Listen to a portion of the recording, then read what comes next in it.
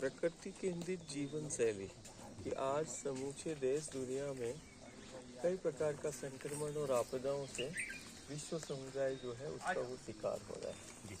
तो जहाँ एक और देश दुनिया में संक्रमण और आपदाओं का दौर चल रहा है, वहीं दूसरी तरफ जो है इस माँ नर्मदा के पथ पर कि हम किस प्रकार से संक्रमण और आपदाओं से मुक्त सबसे बेहतर जीवन को जी सकते हैं, ये महाव्रत के दौरान है।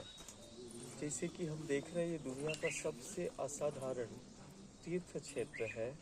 ये दुनिया का सबसे असाधारण पथ है जिसको हम नर्मदा पथ कहते हैं, और ये दुनिया का सबसे असाधारण शक्ति जिसको दुनिया नदी के रूप में देख रही है, बहते हुए पानी के रूप में देख रही है। हमारे लिए ये नदी नहीं, हमारे लिए ये प्रत्यक्ष शक्ति है।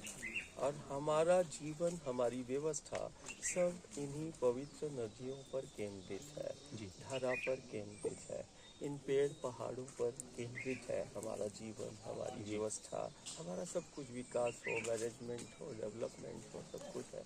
कहीं ना कहीं ये महाव्रत साधना जहाँ समूचे विश्व में इस माँ नर्मदा की महिमा और महत्व को स्थापित करेगा, वहीं दूसरी तरफ ये संक्रमण और आपदाओं के दौर में कैसे प्रकृति केंद्रित जीवन को हमें जीना है, वो भी ये महाव्रत के दौरान, साधना के दौरान हम देश दुनिया को बताने का प्रयास कर रहे हैं कि यदि कोई अपनी प्रकृति के समीप है और प्रकृति हमारे लिए माँ है, हम नदियों को भी हम माँ कहते हैं, और दुनिया की सबसे असाधारण शक्ति नर्मदा के रूप में हमें प्राप्त है। ये कहीं ना कहीं सिर्फ राष्ट्र के लिए नहीं, ये विश्व धरोहर है। और आज चाहे जैसे बच्चा नवजात शिशु होता है ना, ये नवजात शिशु ये कोई बहुत बड़ा विषय नहीं है, लेकिन दुनिया के लिए बहुत बड़ा विषय हो गया। जैसे बच्चा जन्म लेता है तो वो 6 महीने तक माँ के गोद में रहता है और वो बाहर का कोई भी अन्न द्रव्य पदार्थ नहीं लेता है। 6 महीने के बाद वो बच्चे को अन्न आहार दिया जाता है। तो फिर शोध का विषय ये भी है कि एक नवजात शिशु जब माँ के आंचल से वो आहार लेता है और उसको किसी प्रकार का कोई कमजोरी नहीं होता है, वो बड़ा हष्ट पुष्ट रहता है, वो विकास भी करता है। और माँ के आंचल के अलावा वो नवजात शिशु किसी प्रकार का द्रव्य पदार्थ नहीं लेता है। तो एक जननी के आंचल में, इसका मतलब ये हुआ कि वो आहार है और वो शिशु उससे विकसित करता है और विकास भी करता है और जीवन को जीता भी है। ऐसे ही हमारी भारतीय सनातन हिंदू संस्कृति, हम नदियों को माँ कहते हैं।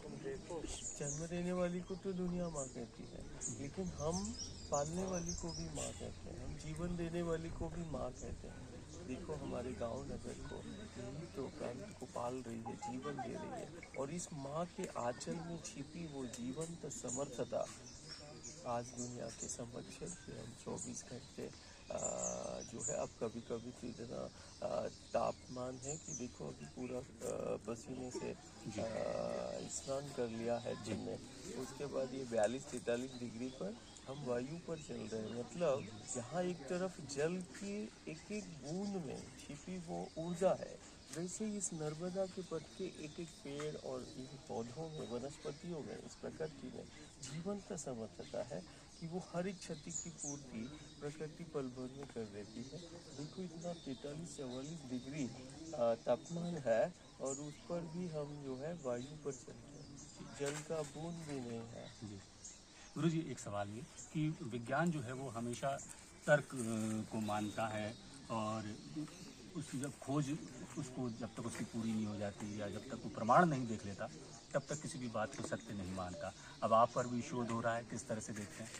बहुत अच्छा है ये, समूचे प्रदेश और राष्ट्र के लिए गौरवशाली क्षण और ये पल हैं जब मध्य प्रदेश राज्य सरकार ने इस असाधारण शक्ति की शोध का निर्णय लिया, और आज हमें बड़ी खुशी और हम बहुत आनंद के साथ 24 घंटे जो है मेडिकल एम्स और प्रशासन और शासन की टीमों के साथ रहते हैं। 24 घंटे उनकी निगरानी वो हमारे ऊपर कर रहे हैं। उतना ही नर्मदा की महिमा और महत्व को वैश्विक स्तर पर पहुंचाने के लिए आज राज्य सरकार का ये निर्णय लाखों करोड़ों भक्तों के लिए भी जो है वो बहुत आनंदित है। कारण कहीं ना कहीं हमारी भारतीय जो हिंदू संस्कृति है, जो सनातन संस्कृति है, उसकी जीवंत प्रमाणिकता मिलेगी कि कैसे हमारी जीवन पद्धति है, कैसे जीने का हमारा ढंग है, हम कैसे गंगा नर्मदा पर यमुना पर केंद्रित हम जीवन को जीते हैं।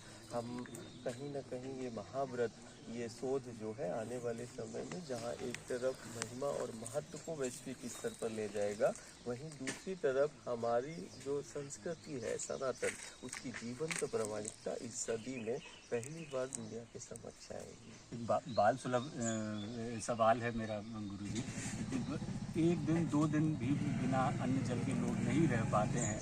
एक बहुत लंबा अरसा हो गया है आपको। अभी आज दिन भर रहोगे तो उसका उत्तर मिल जाएगा। जी। आज जब हम चलेंगे तो अभी तो आहार की तो बहुत दूर की बात है। 42 तो 43 डिग्री में हम वायु पर चल रहे हैं। अभी आहार और जल की अभी अपन नहीं कल्पना करें, अभी सिर्फ वायु।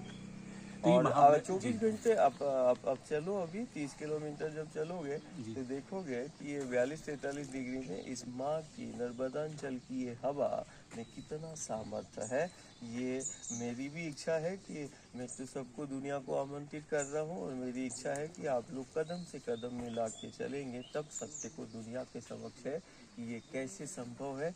ये हम कुछ चलकर ही और जीकर ही इसको सत्य को जान पाएंगे। एक आम इंसान, एक गृहस्थ इंसान, एक साधारण मानव के लिए ये बहुत असंभव कार्य है।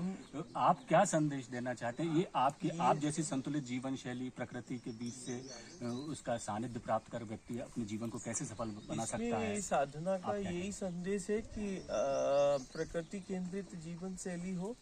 और यदि ये देश दुनिया में संक्रमण और आपदाओं का दौर चल रहा है तो कहीं ना कहीं प्रकृति के साथ दुनिया ने छेड़खानी की है, जिसका परिणाम संक्रमण और आपदाओं के रूप में है। और ये जीवन जो है वही है कि फिर से वो अपनी संस्कृति की ओर आए और प्रकृति की ओर आए और सबसे बेहतर जीवन को जिए। जो प्रकृति के समीप है, माँ के निकट है, वो तनाव निराशा से मुक्त है। और सबसे बेहतर और सबसे सुरक्षित जीवन माँ की गोद में ही संभव है। हम ये बताना चाह रहे हैं।